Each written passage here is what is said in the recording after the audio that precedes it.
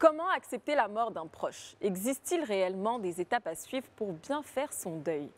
Si vous êtes déjà passé par cette étape douloureuse de la vie, cette émission est faite pour vous. À travers aujourd'hui donc 2 témoignages, on saura vous accompagner et vous conseiller pendant ces 55 minutes. Donc ne bougez pas, à tout de suite, générique s'il vous plaît.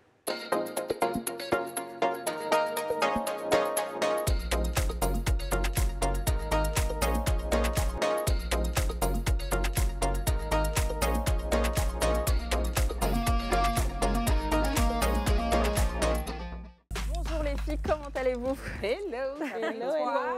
Ça va très bien. C'est pas parce qu'on parle de deuil aujourd'hui qu'on sera toute calme, intimidée ou... non. Marino, ça va? Bah écoute, moi ça va. J'ai passé un bon week-end, même si vous ne m'avez pas demandé. Aujourd'hui, je tiens devant la nation à demander pardon à mes CP. Car... Oui, il faut demander il faut demander pardon. Plus fort. Sachez que vous êtes dans mon cœur et que personne ne pourra vous Si vous n'avez pas compris, elle nous a trompés. Elle nous a trompés. Elle va vous dire après. En tout cas, Guy Serge, il a fait fort sur toi aujourd'hui. Vraiment, ayez des Guy Serge dans vos vies. J'aurais aimé. Lui-même aura fait une demande d'explication sur ça. Le club. Et René, comment tu vas? Ça va, je vais bien, comme d'hab. Hein. Toujours souriante, avec une belle énergie. Oui, on essaye. Malgré les coups durs de la vie. Tu vas nous raconter tes coups durs. Niki, oui, ici le commandant de bord, Niki, prête à vous envoler, voilà, dans mon vol numéro club 14h. Quelle énergie. Bonsoir chez vous, j'espère que vous allez bien. Alors, comme vous le savez, hein, dans le club, octobre n'est pas que rose, octobre est bleu. Et là, on fait allusion au deuil périnatal. Et on rappelle que la journée du deuil périnatal, c'est le 15 octobre. Et pour ce faire, notre CP Manuela Yeye nous propose chaque jour des vidéos. Alors, on part pour une vidéo aujourd'hui et on revient. Comment accompagner votre enfant lors du deuil? Chaque parent, 3 conseils pour aborder le deuil d'un frère ou d'une sœur avec les autres enfants. Alors, 1. Ne surtout pas cacher ce qui se passe. L'enfant est conscient, il sait que quelque chose se passe et ne va pas comme prévu. Il vivait avec son frère qu'il ne voit plus, maman est enceinte, mais il constate que le ventre a disparu. Il faut mettre le pied dans le plat et ne pas faire de cachotterie. Pas de tabou, répondez à toutes ces questions. Parlez-lui avec clarté et vous contribuerez à instaurer un climat de confiance et de paix. Les enfants se sentiront plus considérés et rassurés. 2. Utilisez un vocabulaire approprié.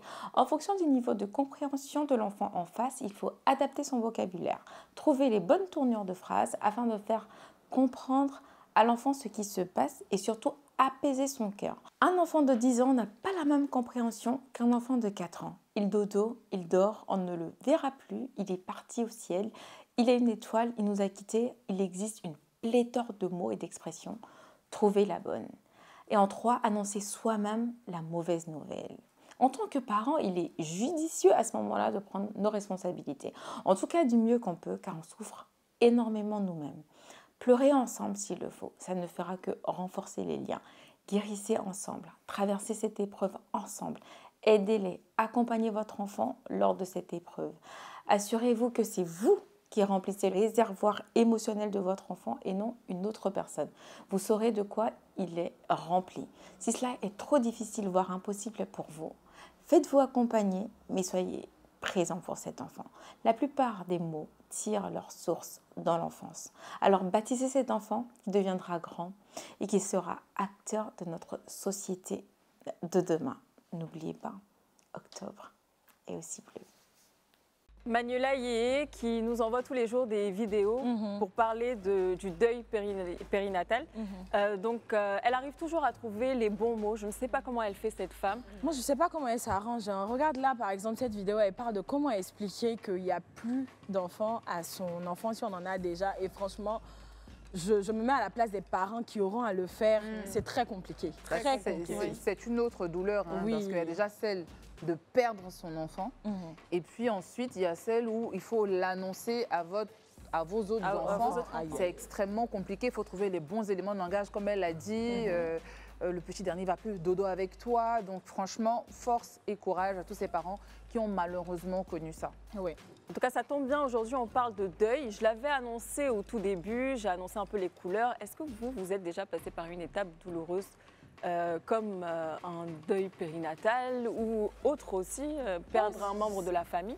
C'est quelque chose qu'on ne souhaite pas vraiment, hein, mais moi, je suis passée par plusieurs épreuves. Je dirais que l'année 2018-2019 a été compliquée pour moi parce que j'ai perdu 2 personnes qui étaient très chères à mon cœur. En 2023 aussi, j'ai perdu quelqu'un aussi qui était très cher à mon cœur. Donc le deuil, on ne le souhaite pas, mais c'est une épreuve très difficile à surmonter. Franchement, je les compte même plus. Tellement, Ok. j'ai perdu beaucoup de monde.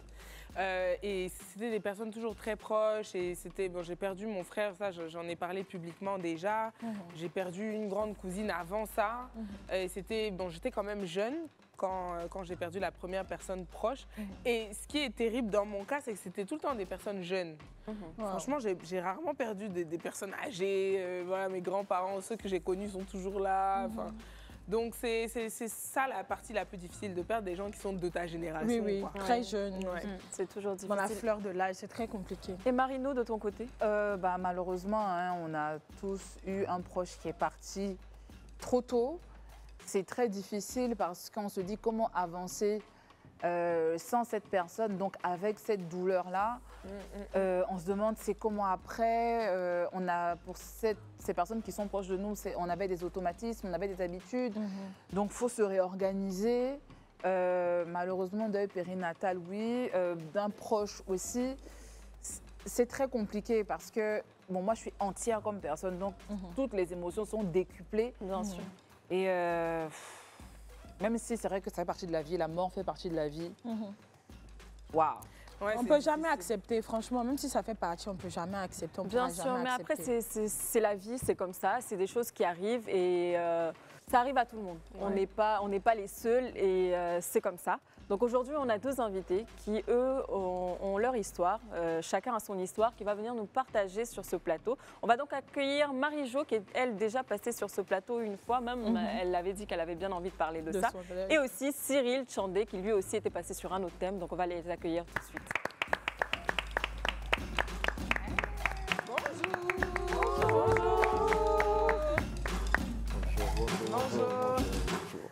Cyril et Marie-Jo. Oui, C'est un plaisir de vous retrouver sur ce plateau. ben moi aussi, vous êtes toutes belles. Merci.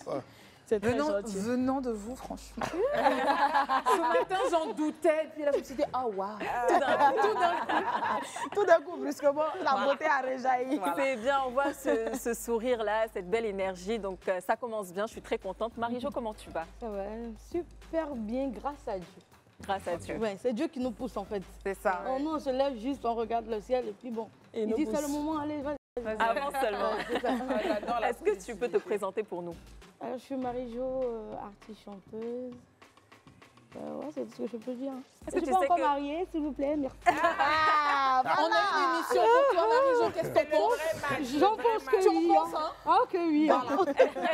Est-ce une annonce donc pour tous les célibataires qui nous regardent en ce moment, Marie-Jo, elle est là. C'est un cœur à prendre. Mais tu sais que sur le plateau, on ne va pas dire que tu es artiste chanteuse et puis on va te laisser. Donc on te revient tout à l'heure.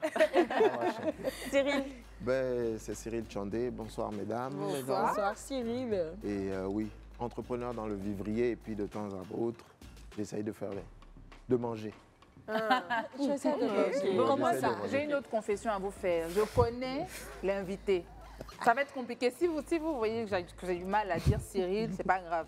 Moi, je l'appelle Tchatchoua. bah, Tchatchoua. Tchatchoua. D'accord. Ça vient d'où? C'est faux. C'est mon deuxième nom de famille. Désolé. Donc, ne soyez pas Ça surpris. fait longtemps. Il n'y a pas autre chose à dévoiler. C'était l'université. C'était juste Voilà, ça. Regarde, c'était ce que tu l'université. veux Maintenant, si dire. tu as d'autres secrets, là, faut dire le dire. Ce que sûrement, je peux dire, moi, je suis quelqu'un de très ouverte. Allons-y. C'était à l'école. Voilà. C'était à l'école. À l'époque, jadis. Autant, oh là là. Cyril, marié, célibataire, Non, je suis en route. en route. Je suis célibataire. C'est quoi? Ça, c'est la première fois que j'entends ça. Mais attendez. Célibatant. Célibataire. On a un célibataire. On a un Non. match qui est là. Est-ce qu'on ne peut pas en parler après? Je On en pense parlera après, juste On en après l'émission, reparle. ou bien dans le vrai match tout à On en l'heure. reparle. Bon, Marie-Jo et Cyril, vous avez compris, aujourd'hui, on parle du deuil. Marie-Jo, tu t'es déjà passée sur cette émission. On va regarder un petit passage en extrait vidéo et on revient juste après. On devrait vous inviter la saison prochaine. Il va falloir qu'on trouve un thème qui est en rapport avec l'amour. Ou il y a un sujet particulier qui... Oui et non, parce que au cours de la fin de l'année 2023, j'ai perdu mon père le 2 décembre. Oh là là. Et je dirais que c'est l'événement de ma vie, quoi. Parce que savoir apprendre à vivre sans son père, je me disais, on est tellement fusionnels, on est tellement complices. Souvent, je le regarde, puis je me dis, oh, si tu n'es pas là un jour, comment je vais vivre, tu vois. Et là, apprendre à vivre sans... Oh. Après, tu y arrives. Apprendre à vivre sans lui, c'est quelque chose de difficile quand même. Parce qu'on fait de la musique, on est obligé d'afficher. Je voulais pas pleurer. Non, oh non. On a le droit de pleurer, c'est la fin. Aujourd'hui, on a le droit de apprendre à vivre sans lui, on est obligé de sourire, de donner de la bonne humeur aux gens. Quand on ressent un vide intérieur qui est... C'est ce que tu fais à travers ta musique. Oui, mais ça fait mal. Ouais. Beaucoup. Marie-Jo, on t'a senti. On sent déjà l'émotion qui remonte. Ça te fait quoi de revoir ces images-là? Je revis encore la même douleur. Hein. On ne passe jamais vraiment sur ce genre de choses.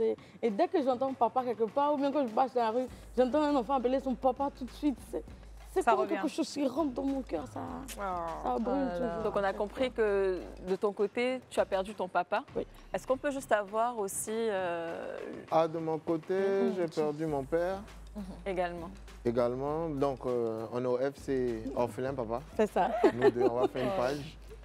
Et aussi une copine et un ami, deux, trois amis qui étaient très proches en fait. Est-ce que vous pouvez parler un peu de vos papas respectifs? On va commencer avec toi, Marie-Jo. Quel genre de papa il était? C'était sans prétention aucune, hein. C'était le meilleur des papas. Parce que en fait, c'est ce papa-là qui m'a jamais appelé ma fille. Tout le temps, c'est ma cousine, ça va? Ma cousine, tu m'envoies quoi? Tu vois, il se comportait comme un petit bébé avec nous, mais à la fois mon père c'est mon géniteur, en même temps c'est mon père spirituel.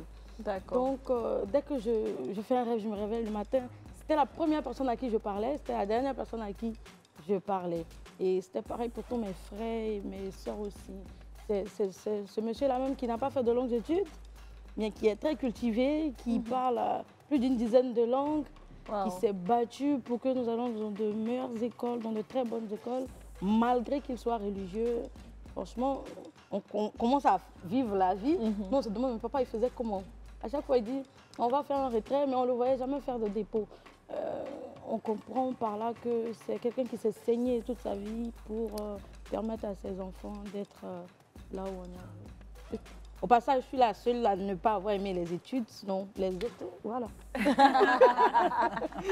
On sent que c'était un homme vraiment franchement. Ouais, bon, très aimant. Pour très nous aimant. et pour beaucoup de personnes à ces funérailles, on a pleuré 2 fois plus parce qu'on se disait, ouais, on n'avait pas beaucoup d'argent de poche, mais cet argent de poche, ça servait à faire aller les enfants des autres à l'école aussi. Et les témoignages nous ont vraiment touchés. On a mesuré en fait La dimension qu'il avait sur les gens. exactement. Ouais. Et vous étiez combien à la maison? 3 filles et 3 garçons, plus ma maman. Est-ce que vous avez tous la même relation avec votre papa? Et nous tous, les gens de l'église, tout le monde. Tu vois, c'est le monsieur qui, quand il est l'heure de manger, on lui sert sa nourriture et puis il crie « Paix !»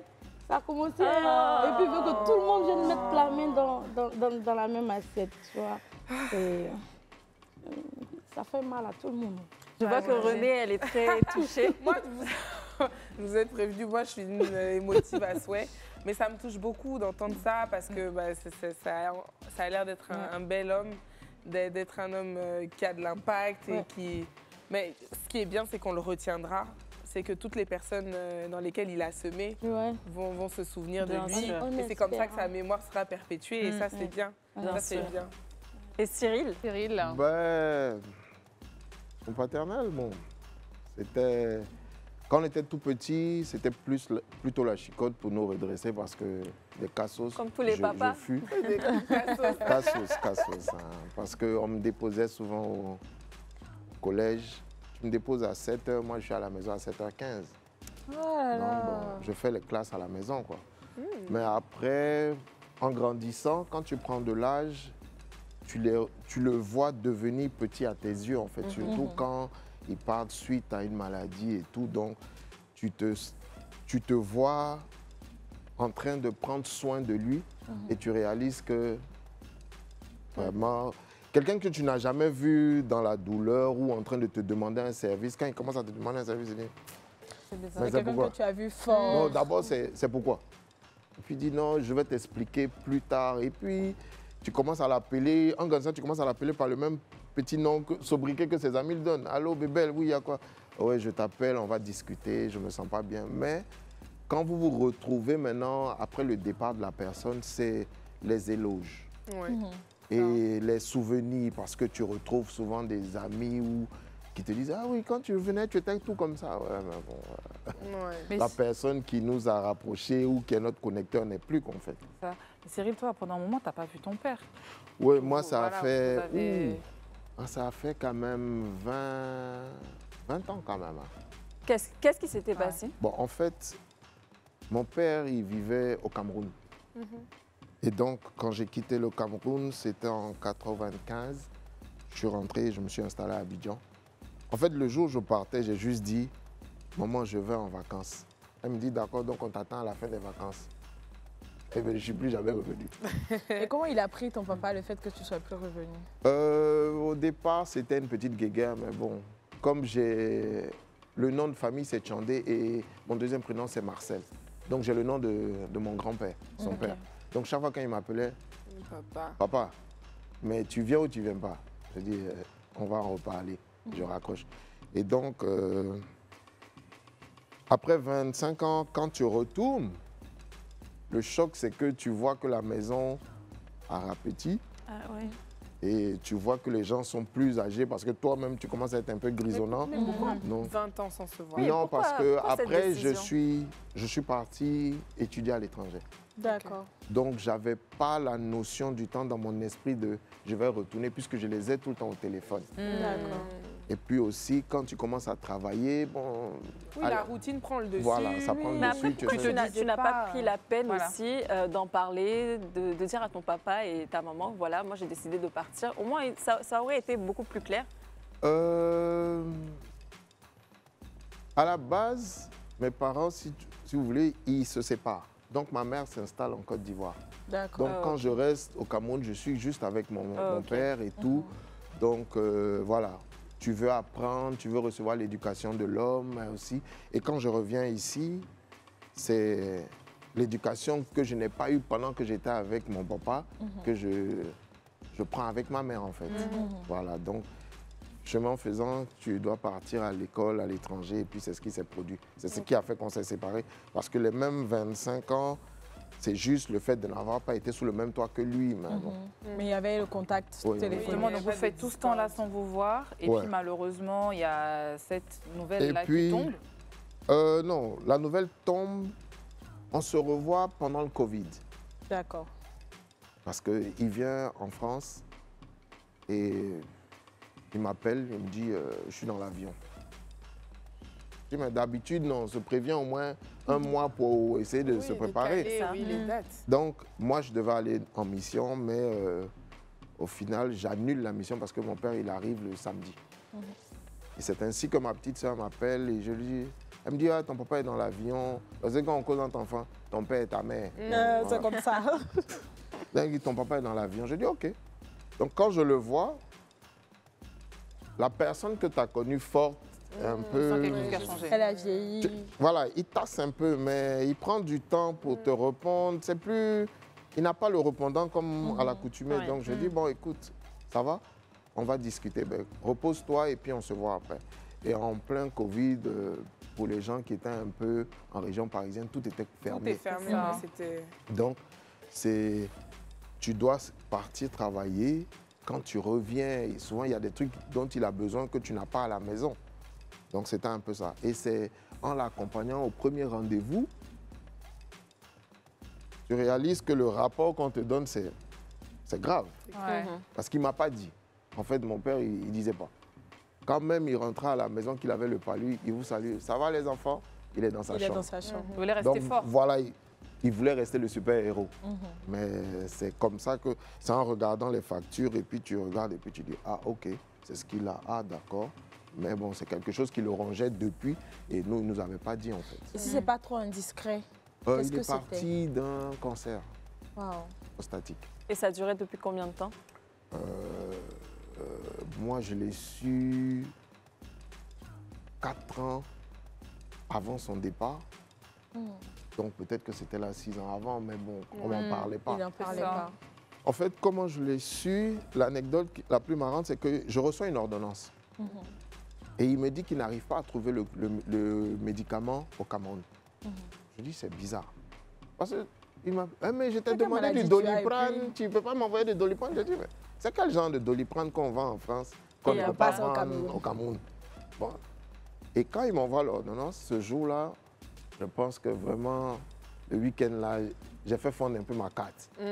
Donc, je vais à la pharmacie et puis je dis au pharmacien, tu me connais, je suis à 2 pas. Donne-moi le médicament ou bien mets-le directement, comme ils ont un système avec la carte vitale. Donc, je dis, mets sur la carte vitale. Et il me dit, non, je ne peux pas. Je dis, mais c'est un médicament simple, mets sur la carte vitale, ils vont me rembourser. Après, il me dit, et il tape, il tourne l'écran pour me montrer, il ne voulait pas parler, comme il y avait trop de gens. Quand je le dis, je dis, ok, ok, je vais payer, laisse-moi aller au mur des lamentations, je reviens. Et quand j'ai pris, c'est là que j'ai su. Mais malgré ça, je ne pouvais pas bousculer pour lui demander, jeune homme, qu'est-ce qui se passe? Il m'a juste dit, est-ce que tu as le médicament? Je dis, oui, je le fais partir par avion. Il atterrit vers 19h. Mais moi, je ne savais même pas comment appeler mes frères pour leur dire, est-ce que vous savez que votre père a ça? Donc j'ai été obligé de conserver d'abord le secret. Comme ça. Marie-Jo, est-ce que tu te retrouves un peu dans l'histoire de Cyril? Est-ce qu'il y a une similitude? Je dirais un tout petit peu, parce que moi, la différence, mon père est bon, j'arrive pas à parler de lui d'abord parce que c'est très compliqué. Oui. Mon père est diabétique depuis les années 95-96. D'accord. Où il arrivait même à faire 4,60 de glycémie. Donc, mais au soir de sa vie, il n'avait plus de diabète, comme par miracle. Son glycée, bon, pour ceux qui font des examens régulièrement, son glycée était intact, je crois à 6 ou 7. Tel un jeune homme de 20 ans, 25 ans, il était impeccable. Il était tensionnaire, mais il faisait plus de crises de tension jusqu'au soir de sa vie. On le voyait amaigri, en train de partir, mais on ne savait pas réellement ce qu'il avait.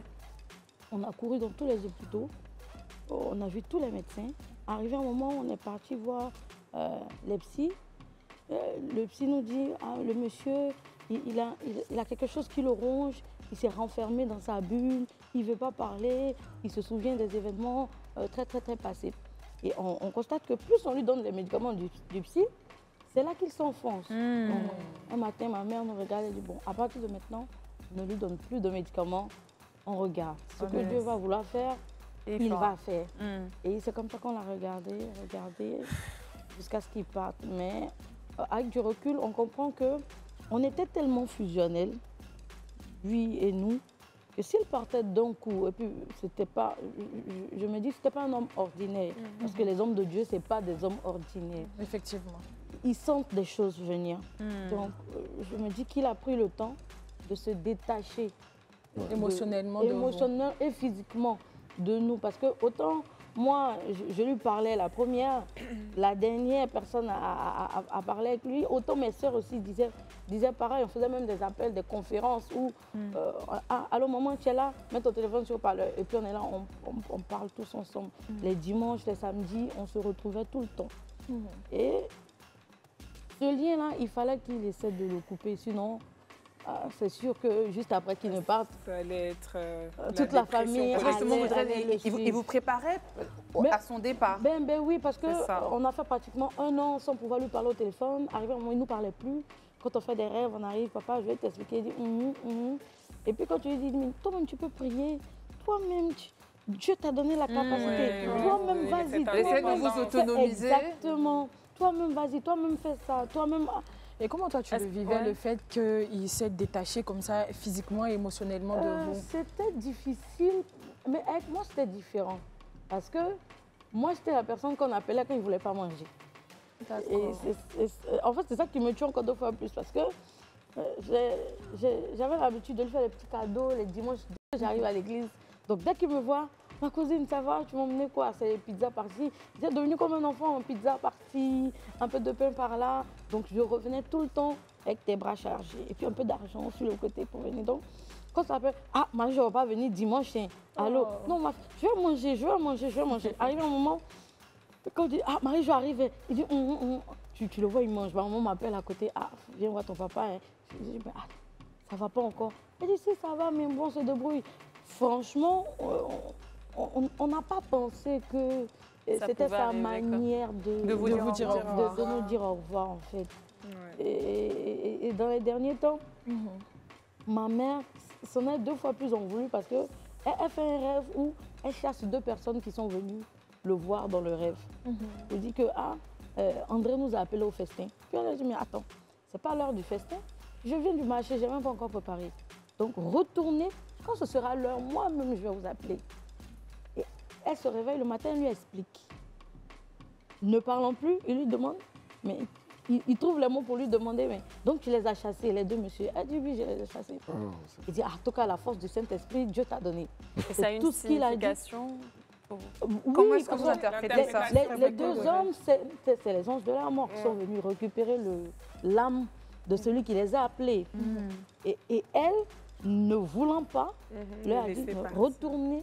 Parce que lui, sentant ce que c'était son moment, il a dit oui, je suis prêt. Donc venez. Elle les chasse. Et quelques minutes avant sa mort, elle a une veillée de prière où elle prie. Elle dit, ah Seigneur, c'est toi qui détiens le pouvoir de la vie et la mort. Si tu penses que, si tu sais en toi-même que c'est le chemin par lequel elle doit passer, abrège ses souffrances. Elle fait la prière 17h45 à 18h02. Mon papa est décédé. Oh là là. Et toi, quand tu décédais, où est-ce que tu étais? Qu'est-ce que tu faisais? Comment est-ce que tu apprends la nouvelle? J'étais en route, j'étais au volant en train de partir à un rendez-vous. Et mon arrangeur, j'étais au téléphone avec mon arrangeur, on discute, j'ai dit bon ok. Comme il était là, on devait travailler, je dis on se retrouve au studio, tout ça, j'ai dit à tout caler, j'ai appelé tout le monde, tout. Et puis, j'ai mon copain qui m'appelle, allô, ça va, tu es où? Je suis à la maison, bon, on avait beaucoup de palabres. Donc quand il m'appelait, il était déjà sur la défensive. Tu es où? Je lui dis, mais tu me demandes ça pourquoi? Je suis où? Pourquoi? Il dit, non, si, en fait, Dieu est venu vers toi. Tu n'es pas doux comme ça, moi, il y a un problème, est-ce qu'il y a quelque chose? Tu sentais déjà qu'il y avait... Oui, il dit, mais non, on m'a appelé, on m'a dit que ton papa ne se sent pas trop bien, que j'ai entendu ton papa ne se sent pas trop bien. Il y a comment de trucs qui m'a... Oui, tu as compris. J'ai dit non, il faut que je parte. Il me dit non, je viens vers toi. J'ai dit non, c'est bon, je m'en vais. Tu es où? J'ai dit c'est pas la peine. Donc, on est en train de rouler. Je roule, je ferme les yeux, je commence à pleurer, je pleure. Je prie dans la voiture, je dis Seigneur, j'espère que c'est pas ça, je roule. Mais en fait, comment j'ai quitté Faya pour arriver à Koumassi, je ne sais pas. Parce que j'étais au volant en train de pleurer et crier. J'espère que c'est pas ça. Mon frère qui m'appelle, on m'a dit que papa a piqué une crise, appelle Marianne. J'ai dit, mais vous là, mais qu'est-ce que vous avez même? Vous savez pas que je suis en train de rouler? J'ai crié sur tout le monde. Pourtant, je suis la plus calme de ma famille. Quand j'arrive, je vois les amis de ma mère au salon, ma maman qui est assise. Je me suis dit qu'elle craignait quand même un peu la réaction que j'allais avoir. Donc, dès que je suis rentrée, j'ai crié, mais qu'est-ce qu'elles font ici? Tu vois, vraiment avec colère, quoi. Parce que je voulais tout entendre, sauf ça. Qu'est-ce qu'elles font ici? Et après, je ne sais plus ce qui s'est passé. On va rentrer un peu plus dans les détails tout à l'heure, juste après la petite pause. On a déjà réussi à faire la première partie sans pleurs. Donc, à tout de suite. De retour sur le plateau du club, toujours en compagnie de Cyril et Marie-Jo. Marie-Jo qui nous racontait son histoire juste avant qu'on se quitte pour la pub. Très émouvante, très touchante, tout comme celle de Cyril. On va revenir avec toi. Qu'est-ce que tu penses de son histoire? En fait, c'est une histoire d'une personne très fusionnelle avec l'être qui est parti. Et ça se ressent quand tu perds quelqu'un avec qui tu étais très très proche en fait. Et la similitude, c'est que l'annonce, par exemple, comme elle a dit, quand elle est arrivée en famille, de voir une pléthore de personnes, tu n'as pas besoin de ça. Oui. Souvent, quand quelqu'un paye un head share et puis on lui dit Yako, le mot ne vaut même pas son pesant en fait. Exactement. Pour le moment, ouais. Sur le moment, il ne vaut pas son pesant, mais je sais pas, comme c'est une collectivité, on présente des sincères condoléances, toi aussi tu dis Yako. Mais sincèrement, quand tu perds quelqu'un, le mot là, tu n'as pas envie de l'entendre. Il n'y a rien qu'on puisse te dire pour que tu sois soulagé. Sinon, ça te met de mauvaise humeur. Oui, effectivement. des fois, tu as envie de te fermer, de te renfermer, être toi seul sous ta bulle. Et puis, c'est à ce moment-là que tu réalises que soit tu as envie de parler à la personne qui est partie, soit tu réalises qu'il y a un truc qui manque en fait. Elle est où? Oui. Par exemple, on te dit qu'elle est partie, mais toi, tu es toujours dans le déni. Mais quand tu vois quand même le médicament, par exemple, et que tu te rends compte quand même que c'est un cancer, et avec toute cette connotation-là qu'il y a derrière le cancer, on sait que ça pourrait arriver jusqu'au décès. Ouais. Ou est-ce qu'on se refuse complètement à... Bah, en toute franchise, tu es dans un déni parce que la dernière fois que tu as vu la personne, avant que vous vous sépariez, c'est un clash. On s'est clashé parce que même si on n'est pas intelligent, tu aurais pu mieux nous faire appréhender la chose. C'est-à-dire, tu aurais pu nous dire, écoutez, ou nous faire asseoir, en fait. Mais quand tu restes seul... Tu en voulais à ton papa? Tu lui en voulais, Cyril? Oui. Moi, c'est... De 2019 à 2020, ben, tu as envie, mais je t'en veux. Mais par rapport à quoi? Parce que... De ne pas nous avoir inclus dans son... Non, c'est-à-dire que tu souffres. On n'est pas au courant. À la limite, c'est... Nous, on sera au courant que quand il sera trop tard. Ok. Et les gens vont venir te dire, Yako, ils vont te dire, on a compassion, courage, sois fort. Mais d'être fort de quoi? De quelque chose dont tu n'es même pas au courant. Si je n'avais pas fait cette pause à la pharmacie, tu n'allais jamais savoir peut-être. Mais est-ce qu'il n'a pas caché ça dans le but de vous protéger, en fait? Oui. Parce qu'il a toujours été une figure forte devant vous. Donc peut-être qu'il ne voulait pas perdre. Non, la protection, elle était là. Mais je veux dire par là que quand il commence à se dégrader, tu veux savoir. Parce que tu dois appréhender. Parce que moi, notre dernière conversation, elle date de juin 2020. C'est-à-dire qu'on a parlé pendant 45 minutes. C'est 25 minutes de querelle. Vous disputez. Mais tu te rends à l'évidence que, en fait, tu es en train de manquer de respect déjà à ton père. De deux, il est malade. Mais toi, tu veux comprendre, en fait, c'est pourquoi on n'est pas au courant. Et la dernière chose que je lui ai dite, c'est tu veux être enterré où? Tu vois? Pour te dire que quand ça arrivé là, bon, pour ceux qui me connaissent, moi, je suis aux antipodes. Tu veux être enterré où? Parce que je ne voudrais pas être mis sous les faits accomplis. Sous les faits accomplis, là, on va te dire, bon, on ne va pas le mettre ici, on va le mettre ici. Et puis, ce qui est énervant souvent dans ce genre de situation, c'est que quand tu arrives souvent à des funérailles comme ça, la personne qui charge même le funérail, c'est la personne qui ne s'entendait même pas avec l'aide qui est décédée. De toute façon, ça, on en voilà, reviendra. Donc ça, je sais que ça allait arriver, donc je voulais appréhender la chose. Mais quand j'ai vu l'ordonnance et quand le pharmacien me l'a dit, je pense que j'ai pris une semaine quand j'allais au boulot. Je pense que le lendemain, je suis allé au boulot. J'étais devant mon ordinateur, j'étais avec un client. Il me parlait, mais je n'entendais même pas. J'étais ailleurs. J'étais ailleurs. En fait, c'est mon responsable, mon manager qui est venu qui dit, mais le monsieur est assis, il te parle. Je dis, qui? Je vois le monsieur, je me suis excusé. Il m'a dit, oui, je suis venu voir parce que j'ai telle situation sur mon compte et tout. Je dis, OK, pas de problème. Quand je rentre chez moi le soir, je m'assois. Je suis rentré chez moi, il était 19h. Je suis resté comme ça de 19h jusqu'à 6h30. Wow. Je suis au salon. Je ne sais pas ce que je fais. Pas que je mange, pas que je suis en train de boire quelque chose. Parce que c'est à l'annonce de la maladie? Oui, à l'annonce de la maladie. Parce que l'annonce du décès, le samedi avant, je vais à un centre de réveil là où je prie de temps en temps. Donc, et tu ne l'avais toujours pas vu, hein? Non, là, on s'est séparés en juin. Donc quand il retourne au Cameroun, pour moi, je lui ai dit, ah, écoute Bébel, on t'a donné un régime. Je pense que si tu suis le régime, on est là. On se maintient, tu me donnes le temps même d'arriver, de discuter avec toi pour qu'on trouve au moins des palliatifs et puis on va gérer. Donc il me dit, écoute, comme un bon vieux, hein, je vais me maintenir.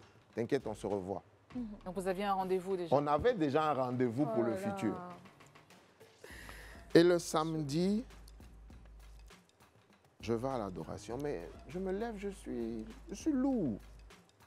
Je dors, je me réveille, je suis lourd. Et pendant qu'on est en train de faire le moment d'adoration et tout, il est 19h15, je sens comme un fil qui claque. Et je pleure comme si on m'annonçait quelque chose de mauvais. Alors que là, tu sais pas. Pourtant, je ne sais rien du tout. On est samedi, son décès, c'est le dimanche. Je ne sais rien du tout. Je pleure. Et à un moment, j'étais à genoux, je dis, mais Seigneur. Et quand je dis Seigneur, c'est son nom qui est venu à l'esprit. Donc j'ai dit, Bébel, pars en paix. J'ai dit ça 3 fois. Et quand j'ai dit ça, j'ai fini. Quand on a fini le moment, les gens étaient en train de causer. Ouais, on va manger, tout et tout. J'ai dit, bon, les gars, écoute, je reviens. Je suis rentré chez moi. J'ai fermé la porte, je suis resté dans le noir. Ma maman m'appelle ce jour-là. Je n'ai même pas décroché. Les messages préenregistrés sur le téléphone, je dis, je te rappelle dans 15 minutes. Le dimanche, je vais à la messe et tout. Je reviens, il est 17h. Je dis, bon, je vais à la boulangerie, je vais m'acheter une baguette. Je vais acheter la baguette, j'ai un pote qui m'appelle. Il parle, oui, j'ai besoin de toi, tu sais, j'ai des clients qui arrivent, tu pourras m'aider, tu vas me traduire des trucs. Je dis, ok. Mais plus il parle, plus on arrive, il est 18h15. Après, il dit, mais qu'est-ce qu'il y a, tu réponds pas? Je dis, écoute, Joël, on se rappelle. Je raccroche. Et des fois, tu dois mettre les données mobiles pour qu'on puisse t'appeler sur WhatsApp et tout. J'arrive chez moi, il est 19h. Quelque chose me dit, mais mets les données mobiles. Je mets les données mobiles. J'ai la petite soeur de mon père, je vois l'appel manqué. Et comme elle avait essayé, que ça faisait peut-être au moins 6 appels, tu sais, le message qui rentre, c'est « il est parti ». Et là, quand je regarde il est parti », il est 19h15. Waouh. Donc, j'étais arrêté en bas de chez moi. Je regarde à gauche, je vois flou, à droite flou. Je marche, je vais à la boutique, je lui dis, donne-moi une bouteille d'eau. Il dit, mais tu as déjà payé. La bouteille est dans ma main, mais je ne réalise même pas que la bouteille est dans ma main. Donc je prends les escaliers, je vais chez moi, je m'assois. Et quand je m'assois, j'ai des messages maintenant, des gens qui m'appellent, ma petite soeur qui m'appelle de l'étranger. Oui, on essaye de te joindre. Donc je mets sur le haut-parleur, mais je ne parle même pas. Ouais, je n'entends plus rien. Je n'entends pas. Eux, c'est qui? Je suis en état de choc. Plus choqué que moi, il n'y a pas quelqu'un. C'est-à-dire, je n'ai pas parlé pendant 45 minutes, pourtant mon téléphone est ouvert, les gens sont en train de parler. Je suis là. Après, je reviens à moi. Je dis, oui, allô, c'est qui? C'est Rachiza, ma petite soeur. Je dis, bon, écoute, je t'aime bien, mais repose-toi. Je vais appeler les parents au pays pour savoir ce qu'il en est. Et j'ai un de mes oncles, je n'ai pas eu mon père pendant 2 mois. Et je l'appelais presque chaque semaine. S'il te plaît, va voir un peu comment il va, tout. Il m'a appelé et je lui avais dit, hein, machinalement, tellement j'étais énervé parce que, tu vois, quand tu demandes de l'aide à quelqu'un parce que tu n'es pas à côté de la personne, je lui ai dit, tu sais, s'il ferme l'œil, il ne faut pas m'appeler pour me présenter des condoléances. Hein. Et puis il m'a dit, non, t'inquiète. Donc, quand il m'a appelé, j'avais le fils de la grande soeur à mon père qui était là, avec sa femme. Et puis une amie à moi. Mon téléphone a sonné, j'ai regardé, j'ai déposé. Il dit, grand frère, décroche. J'ai pris. Oui, écoute-moi, mon fils, je suis désolé. Comment se sont passées les funérailles pour toi? Comment tu les as vécues? Très difficilement. Parce que entre la mise en terre et puis comment je suis arrivée à la maison, je ne sais plus ce qui s'est passé. Je n'ai rien vu. C'est le moment. Tout ce qu'on m'a dit de faire, on m'a dit de mettre du parfum sur, pendant qu'on est en train de le mettre en terre. Ouais. Regardez son père inerte à la levée. Il s'en a fallu de peu pour que je dise, autant me laisser partir avec. Parce que... Ouais, comment me lever le matin? Comment prier? Parce que là, ce modèle-là de spiritualité s'en va. Si celui-là, qui voyait tout ce qui devait nous arriver, parce que mon papa, c'est la personne qui dit, allô, où tu dois partir demain, là, il ne faut pas partir, parce que où tu t'en vas, voici. Et avant même que tu n'arrives là-bas, on te redit ce que ton père t'a dit la veille. Bon, ma vie ressemble à quoi? Si celui-là n'est pas là, bon, comment je me lève pour aller à l'église, pour aller prier, sans que celui qui donne les bénédictions à la fin du culte ne soit là. Donc, je me disais, mais ça ne ressemble plus à rien. Et juste après qu'il soit décédé, tous mes frères et sœurs font des rêves, ils le voient. Et moi, je m'en voulais parce que je ne le voyais pas. Oh là là. Mais pourquoi tout le monde le voit et puis moi, je ne le vois pas? Mais les soirs, dès que je rentre chez moi, devant les gens, ouais, ça va, merci, ça va. Dès que je pousse la porte de ma maison, je m'enferme. Je mets mon drap comme ça sur ma tête. Je pleure jusqu'à ce que je dors là. Le matin, quand je me réveille, sous la douche, je pleure jusqu'à ce que je sors de la maison. En fait, dehors, tu es dans un déni. Mais quand tu rentres chez toi à la maison, tu es face à ta réalité. Et tu pleures. Il a fallu que je fasse un rêve où je le vois. Ah, oui. Et tu vas moi-même. Heureux. Que tu vas nous expliquer tout à l'heure, parce que clairement, c'est pas évident de perdre un proche, d'enterrer un proche qu'on a aimé. On ressent ce mal et cette douleur. Oui, beaucoup. Donc, courage à vous. Merci. On va se retrouver juste après la pub, le temps de récupérer un peu. À tout de suite. Avant de se quitter pour la pub, Marie-Jo nous expliquait un rêve qu'elle avait fait. Est-ce que tu peux nous raconter un peu? Oui, alors c'était le 25, je crois le 25 août. Et je fais le rêve. Dans le rêve, je vois ma mère qui pleure, mes sœurs. C'est un peu comme si je revivais dans le rêve les cérémonies, voilà. Et puis, on dit, bon, c'est le vieux rentre dans la chambre, le voici devant, on l'a fait asseoir, tout ça. Et moi, je rentre dans la salle. Et dès que je l'ai vu, j'ai voulu me réveiller.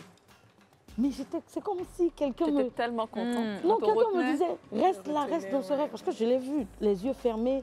Je ne voulais pas revivre cette même douleur. Je veux me réveiller, mais Dieu ne s'ouvre pas. Je me débat. Et il y a un monsieur qui était juste derrière moi dans le rêve qui me disait, mais attends, avance. Et quand j'avance, j'arrive devant lui. J'ai commencé à pleurer. Quand mes larmes voulaient sortir, il ouvre ses yeux. Ah, c'était... Là, dans mon rêve, il y a une joie qui est rentrée dans mon cerveau ici, qui arrivait jusqu'au bas de mes pieds. Et puis je criais, mais tu vis? Tu vis? Mais il dit, mais je vis. Qui vous a dit que je suis mort? Je vis. Regarde ta maman. Je regarde Thérèse, je vois ma maman qui pleure. Il dit, va dire à ta maman que je suis en vie. Va dire à ta petite soeur que je suis en vie. Qu'elle ne se lamente pas. Que je vais bien. Est-ce que tu crois à la parole du Seigneur? J'ai dit oui. Il dit, la parole a dit quoi? Et il me réfère au verset de la Bible qui dit, celui qui croit en Dieu, même étant mort, continue de vivre. Et puis j'ai dit, donc tu es en vie. Mais je vais dire à tout le monde que tu es en vie. Il dit, mais oui, je suis en vie et je vais bien. Tout souriant. Et puis je dis, mais tu as retrouvé tes couleurs.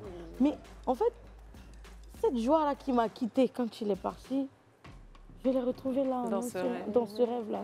Et quand je me suis levée, c'est avec la joie au cœur. Je continue de pleurer, mais je me dis, c'est plus avec cette même peine-là. C'est la personne physique juste qui me manque. C'est pas de savoir que, ouais, il est en terre, oui, son corps en train de se décomposer, mon papa n'est pas là. Non, je pleure toujours. Mais quand je me suis réveillée, j'ai appelé ma mère, je lui ai expliqué. Et j'ai commencé à pleurer. Elle dit non, ne pleure pas parce que le rêve que tu as fait me concerne. Dis-moi. Et quand je lui ai expliqué, elle dit c'est bon, je ne pleure plus. Parce que la veille, moi je n'étais pas là-bas, mais ma mère était dans la chambre de mon père en train de pleurer parce qu'elle a retrouvé ses affaires. Elle pleurait, elle appelait, elle pleurait. J'ai appelé ma petite soeur. Je dis, ah, voici le rêve que j'ai fait. Voici. Elle dit, Dieu merci que tu as vu ça parce que je passe par une période où c'est difficile pour moi. Mais on n'arrive pas à se dire parce qu'on était tous fusionnels avec lui. Si moi j'appelle ma soeur pour lui dire ce que je ressens, c'est sûr que ma soeur va rentrer dans une certaine dépression pour moi et pour elle aussi. Donc on essayait de vivre ça et quand on se retrouve On joue les hypocrites. Ah, ça va, on raconte des histoires. Et vous évitez d'en parler? On évite d'en parler. Non, on n'évite pas d'en parler. On parle de lui. Il aimait être très taquin, on rit. Tout en rigolant. Mais quand on parle pas de la douleur de chacun. Voilà. Mais pourtant, chacun de nous pleure, pleure. On appelle le Seigneur pour dire, mais pourquoi? Est-ce qu'on peut dire aujourd'hui que ce petit rêve que tu as pu faire ça m'a donné quelque part libéré? Ça t'a aidé? Ouais. Ça m'a beaucoup aidé. Parce que je me suis dit, mais attends, ça veut dire que j'avais perdu la foi. OK. Et le fait de le savoir, ça m'a donné des armes pour avancer, pour continuer d'avancer. Et si on parlait un peu des regrets? Cyril, toi, tu qui disais que tu t'es embrouillé un peu avec ton papa, est-ce que tu regrettes aujourd'hui? Le regret premier, c'est de n'avoir pas pardonné dès que j'ai su. Parce que quand tu te réveilles le matin et que toute ta nuit, tu as pensé à la personne, tu étais énervé, mais tu n'arrives pas à joindre la personne pour lui dire « je m'excuse de mes mauvais faits et gestes », c'est là où tu vois la cavité. Bien sûr. Mais le regret, c'est... Il y en a tellement. Oui. Si je commence à en citer, on va pas quitter là. Juste que je pense que ce genre de situation, quand ça arrive, c'est déjà d'exprimer plus son amour aux personnes qui sont encore vivantes. Okay. Parce qu'on passe vraiment notre temps à se titiller sur de petites choses. Et quand la personne n'est plus, parce qu'en fait, j'avais un camarade de classe, quand on s'est séparés, c'était tout le temps la bagarre. Je l'ai appelé une semaine avant son décès, je lui ai dit, tu sais, j'ai vu que tu as eu un nouvel enfant, tout et tout, félicitations, il faut que tu réunisses les enfants pour dire aux enfants que oui, je suis votre papa et que tu fasses la paix avec les mamans.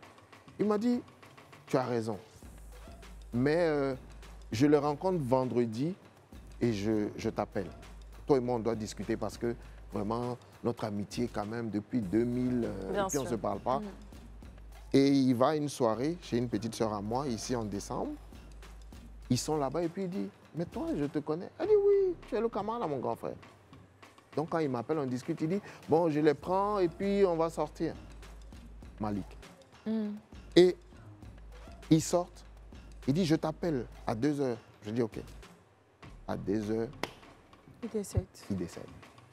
Quand je me réveille à 5h, je dis, c'est la première fois que je l'ai dit, c'était la première fois sur les réseaux sociaux, là où on me voit couler les larmes. En fait, j'ai juste mis une adoration et je regarde, je vois Ange, je vois Malik et mes larmes commencent à couler. Parce qu'on avait un rendez-vous encore. Bien sûr. On doit s'appeler pour se présenter des excuses par rapport à tout ce que... Et quand on te donne le script de comment ça s'est passé, tu te dis... Mais ça t'a fait un peu de bien de savoir que tu l'avais déjà appelé, au moins pour vous réconcilier. Je lui ai demandé pardon, mais on devait échanger à nouveau. Donc, tu sais, quand quelqu'un aux extrêmes, même s'il t'a dit bonjour, si tu lui dis on se voit après, lui, il attend, il appréhende le après. Le après, qu'est-ce que tu vas me dire, en fait? Mais qu'est-ce qu'on peut retenir de ça? Ben, je pense que une fois que tu peux présenter tes excuses à quelqu'un que tu as heurté, fais-le. En même temps. Parce que tu ne sais pas. On peut quitter ici, tout de suite, on nous annonce quelque chose de pas joli. Bien sûr. Et puis, c'est vrai, arrêtons de toujours rester focalisés sur des trucs qui sont vraiment minimes, en fait. Cyril, est-ce que ça t'a fait du bien d'en parler aujourd'hui? Oui, parce que là, ça fait quoi? Ça fait 1 an. Ah, mais c'est récent. Ça fait 1 an, donc c'est maintenant même que j'en parle. Les gens, quand ils vont regarder l'émission, ils vont voir que, en fait, il a traversé ça, donc on ne comprenait pas. Parce que ça faisait que tu arrêtes à peu près toutes tes activités. Et puis, tu peux pas t'étaler comme ça dans les bras de quelqu'un. C'est ça le vrai problème. Et Marie-Jo, pour répondre... Oui, pour répondre à la question de Marino, est-ce que toi, de ton côté, ça t'a fait du bien d'en parler aujourd'hui? Aujourd'hui, oui. Est-ce que tu as pu te libérer comme tu voulais te libérer? J'ai pas eu l'impression. Non. Là, je suis en train de gérer mes larmes parce que je réfléchis à mes mots. Mais il faut dire que ça fait toujours du bien, en fait. Dès que j'ai l'occasion de parler de lui, je m'oublie. Et je vais jusqu'à ne plus savoir m'arrêter. Ça ça me fait du bien à chaque fois que je parle de lui. Je commence à me donner le courage d'avancer parce que bon, j'ai mon album qui devait sortir depuis l'année dernière, depuis juin 2023. Après, on a dit octobre, après, on a dit décembre. Et honnêtement, arrivé à un moment, j'ai dit, mais je fais tout ça pourquoi? Parce que la personne que je voulais rendre fière par tous les moyens, parce qu'on n'a jamais été d'accord avec cette histoire de musique, est partie. Mais tu peux toujours le rendre fier. Comme tu l'as dit, il est toujours vivant. Oui, moi je pense qu'il te regarde de là où il est. Si tu as quelque chose, c'est l'occasion. Si tu as quelque chose à lui dire de là où il est, il te regarde, Marie-Jo, aujourd'hui. Qu'est-ce que tu lui dirais à ton papa? Ah, ça c'est difficile. Qu'est-ce que tu lui dirais? Je commencerai par lui dire. Parce que je sais qu'il regarde cette émission-là de là où il est. Donc, qu'est-ce que tu lui dirais à ton papa? Je commencerai par lui demander pardon parce que ça ne se voit pas, mais j'ai longtemps été un enfant très rebelle, qui se promenait beaucoup, qui n'écoutait rien du tout. Au passage, je me suis fait séquestrer à un moment de ma vie, où c'est lui qui est venu sans savoir où j'étais. Il me cherchait pendant un mois. Presque, il est venu me retrouver. Il m'a fait sortir de là. À partir de là, je l'appelais mon libérateur. Mais malgré ça, je continuais de ne pas l'écouter, de faire ce que je voulais. Très entêté, très têtu comme lui aussi. Je lui demanderai pardon pour tout ça. J'aurais peut-être eu une destinée différente de ce que j'ai aujourd'hui. Si je l'avais écouté, il aurait peut-être été là. Si je l'avais écouté. Mais non. Mais oui, on ne sait pas. Tu vois, comme on dit dans les films, une action peut changer le déroulé. C'est ton histoire, c'était écrit comme ça. Ça devait se faire comme ça. D'abord, pardon, et puis que je l'aime beaucoup parce que c'était pas un père qui disait je t'aime, mais qui montrait tout son amour par toutes ses actions. Et nous, on l'a suivi dans ça. On ne disait pas papa, je t'aime, mais on était là quand il avait besoin de nous. Souvent, entendre des mots, ça réconforte bien plus que de montrer des actions. Donc lui dire qu'on l'aime beaucoup et qu'on est fier d'avoir eu un père comme lui, on ne le changerait pour rien au monde. Aujourd'hui, bien sûr, on aimerait dire je t'aime à nos parents, nos papas qui nous regardent, nos mamans qui nous regardent. Et pour tous ceux qui traversent la même situation, sachez que vous n'êtes pas seuls. La famille déjà du club vous accompagne. On a essayé de vous conseiller aujourd'hui, c'est clairement pas facile. Il n'y a personne qui sait ce qu'on ressent à ce moment-là. Donc que chacun fasse son deuil à sa façon. Il n'y a pas réellement de façon de faire son deuil. Personne ne va vous apprendre comment le faire. Et courage à vous, c'est clairement pas facile. On aurait aimé quand même avoir une petite chanson de Marie-Jo, mais on voit qu'elle est très émouvante. Voilà, peut-être ça sera la prochaine fois, mais en tout cas, nous, on vous fait plein de bisous. Même si je peux quand même. Ok, parce que, en fait, lors de la fête des pères, j'avais essayé d'écrire quelque chose pour lui. Et on t'écoute alors. Allez, un acapella. Papa, c'est toi qui m'as tout appris. Papa, merci pour tout. Danse avec moi ce soir et toujours. Papa, oh mon dos, papa. Danse avec moi ce soir et toujours. Papa, oh mon dos, papa. Merci. Merci. Merci. Oh là là. Wow. Franchement, c'est très touchant. Écoutez, on se dit à demain pour une nouvelle émission du club. Et puis, prenez soin de vous et dites à vos parents que vous les aimez.